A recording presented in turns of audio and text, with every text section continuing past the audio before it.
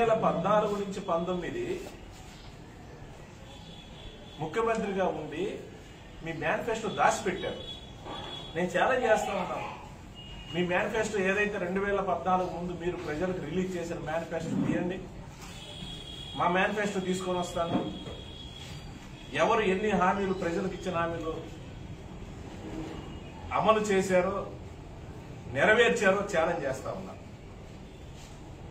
మీరు ఒక్క హామీ కూడా అమలు చేయకుండా ప్రజలను మోసం చేసి ఈ రోజు ఏ మొహం పెట్టుకొని నువ్వు ప్రజల దగ్గరకు వచ్చి మా నాయకుడిని జగన్మోహన్ రెడ్డి గారిని నువ్వు ఏకవచనంతో మాట్లాడుతున్నావు. ఆఫ్టర్ ఆల్ నువ్వు ఒక వార్డు నెంబర్ గెలవలేదు, ఒక వార్డు నెంబర్ కూడా గెలవలేని చేత కానీ నువ్వు. ఎందుకంటే నువ్వు మంగళగిరిలో నీ సొంత నియోజకవర్గం, మంగళగిరిలో సొంత నియోజకవర్గం పేరు కూడా పలకలేని ఎదవును. నీకు అక్కడ మా అన్న ఆర్కే 2019లో ఉచ్చబోపించాడు, నీకు ఉచ్చబోపించాడు.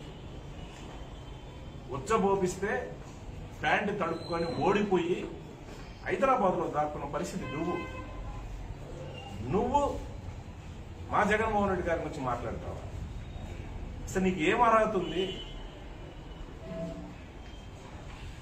నీకు చేతగాక నేను నా నియోజకవర్గంలో 31 మంది వార్డు కౌన్సిలర్ ఏకగ్రీవం చేశాను.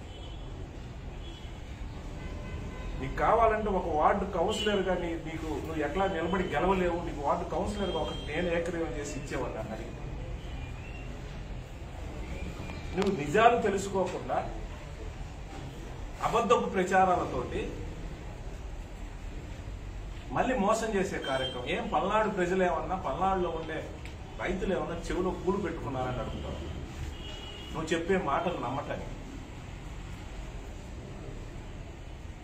నువ్వు చేసే ఆర్భాటాలు చూసి ఇక్కడ ఎవరు కూడా ఆహోహో అనే పరిస్థితి లేదు. నువ్వు సిగ్గు లేకుండా నీవు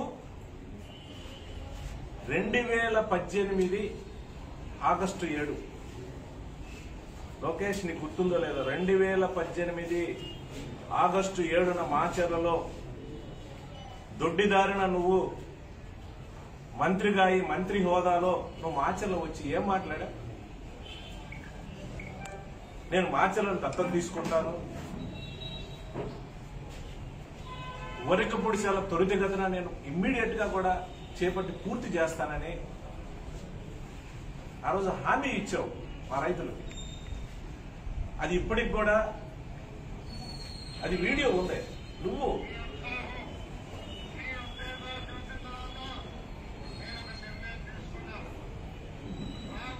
మైకుల దగ్గర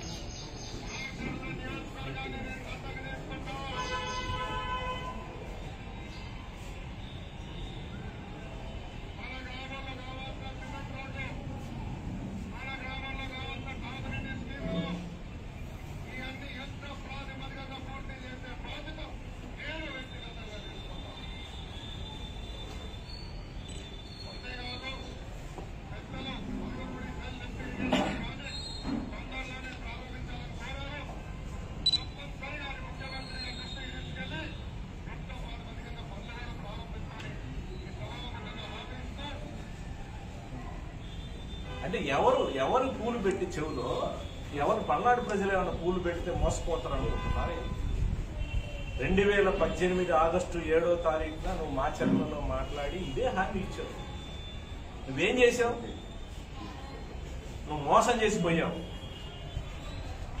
మళ్ళీ ఎలక్షన్స్ ముందు ఫిబ్రవరి 6వ తారీఖు ఎలక్షన్స్ ముందు మళ్ళీ ఆర్భాటంగా మాచర్లు వచ్చి సిగ్గు లేకుండా ఒక ఫేక్ జీవో ఒకటిచ్చారు. ఏది వరకపూడిశాల ప్రాజెక్టు నేను ప్రారంభం చేస్తాను ఇస్తానని చెప్పి. ఈ ఫేక్ జీవోకు నిజాయితీ ఉందని అడుగుతావు. నువ్వు ఇచ్చిన జీవోనే లోకేష్. నువ్వు మంత్రిగా ఉన్నావు, మీ అయ్య ముఖ్యమంత్రిగా ఉండి వరకపూడికి సంబంధించి ఒక ఫేక్ జీవో ఇచ్చావు. ఈ ఫేక్ జీవోని అడ్డం పెట్టుకొని మా ప్రాంత రైతాంగాలను మోసం చేయడానికి ఒక ప్రయత్నం చేస్తావు. నువ్వు ఆ ఫేక్ జీవో ఇచ్చి ఎట్లా పనిచేస్తావు?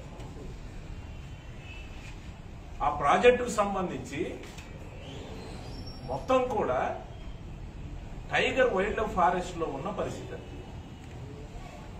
అది నువ్వు ఆనాడు కూడా సెంట్రల్ గవర్నమెంట్ తో సంప్రదించలేదు. మీరు ఆ రోజు కలిసే ఉన్నారు. మీరు బీజేపీ తోటి కలిసి అధికారాన్ని పంచుకుంటున్న మీరు ప్రజలను మోసం చేయడానికి, రైతాంగాన్ని మోసం చేయడానికి ఫేక్ జీవోలతోటి ఆ రోజు 2018 ఆగస్టు 7వ తారీఖున పబ్లిక్ మీటింగ్ లో చెప్పి సిగ్గు లేకుండా మళ్ళీ ఏదైతే ఫిబ్రవరి నెలలో మళ్ళీ వచ్చి ఎలక్షన్స్ ముందు మళ్ళీ మాచర్ల సెంటర్లో ఒక స్టోన్ వేసింది. మళ్ళీ ఈరోజు 2300 కిలోమీటర్లు తిరిగినారని మరి వరకపూడి సార్ నేను ఇస్తానని చెప్పి బొల్లాపల్లి దగ్గర ఇంకొక స్టోన్ వేసాడు. మళ్ళీ నిన్న మీటింగ్ లో మళ్ళీ ఆగస్టు 7, 2023 మళ్ళీ అదే మాట మాట్లాడతాడు. వరకపూడి సార్ నేను ఇస్తానని చెప్పి త్వరితగతిన పూర్తి చేస్తాను, నేను చేస్తానని చెప్పి. అసలు నీకు ఆ నిజాయితీ ఎక్కడుంది లోకేష్? అసలు నువ్వు మాట్లాడితే నిన్ను చూస్తే మా ప్రాంత ప్రజలు నిన్న ఒక బఫూన్ అనుకుంటున్నారు, నువ్వు ఒక వెర్రి పుష్పాన్ని అనుకుంటున్నారు లోకేష్. అది అర్థం చేసుకో. ఎందుకంటే ఈరోజు నిజాయితీగా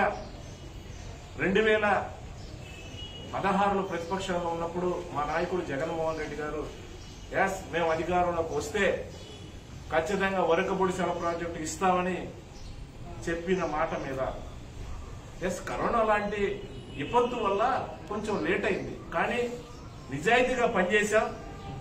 ఈరోజు ఏదైతే ఫారెస్ట్ సంబంధించి tiger reserve forest wild life సంబంధించి అనుమతులు ఏవైతే కావాలో మే 19, 2023 పూర్తిగా కూడా మేము అనుమతులు తీసుకొచ్చేసి ఇమీడియట్ గా కూడా ప్రాజెక్టు ప్రారంభించబోతా ఉన్నాం. ఇది ఒక ప్రాజెక్టు చేయాలంటే ఒక రైతులకు హామీ ఇస్తే ఆ హామీని నిలబెట్టుకోవాలనంటే పనిచేయటం ఇది లోకేష్. అంతేగాని నీకేదో లోకల్ నాయకులు ఒక స్క్రిప్ట్ రాసిస్తే దాన్ని చదువుకుంటూ పోయి అనవసరమైన ఆరోపణలు, అనవసరమైన నిందలు ఏదో మాట్లాడి పుట్టకాల్చి వేసేసి చెప్పుకుంటూ పోవడం, నమ్మేవాళ్ళు నమ్ముతారులే, నా మీడియాలో నా పేపర్లో బ్రహ్మాండంగా చూయిస్తారనే భ్రమలో ఉన్నాం.